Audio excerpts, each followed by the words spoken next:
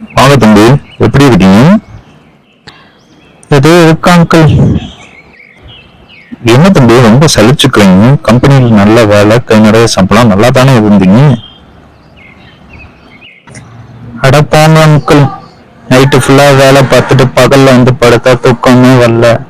அது மட்டும் நம்ம கழுத்து வலி, மன அழுத்தம், உடம்பு மனசும் சரியில்லை அங்கிள். ஓ, அதானா பிரச்சனை?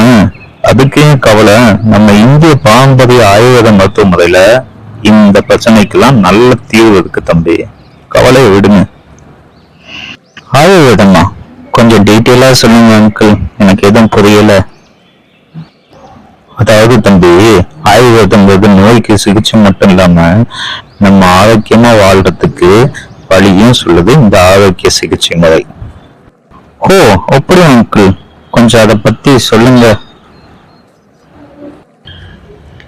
ஆமா தம்பி, அதிகாலையில எந்திரிக்கணும், காலை கடன்களை முடிக்கணும், பகல்ல தூக்கம் கூடாது, இரவு சீக்கிரம் படுக்கைக்கு செல்ல வேண்டும், இயற்கை உபாதைகளை அடக்க கூடாது, முக்கியமா முன்வேளை சாப்பிட்ட உணவு செரிச்சதுக்கு அப்புறம் தான் சாப்பிடணும், சாப்பிடும்போது அரை வயிறு உணவு, கால்வாசி உணவு நீர், மீதி கால்வாசி காலியா இருக்க மாதிரி பார்த்துக்கணும். ஆரோக்கியமான வாழ வாழ்வியல் முறைகளை இந்த ஆயுர்வேதால சொல்லித்தராங்க. கழுத்து வலிக்கு நசி என்கிற நாசி வழியா மருந்து இடும் சிகிச்சை நல்ல பலன் தருது.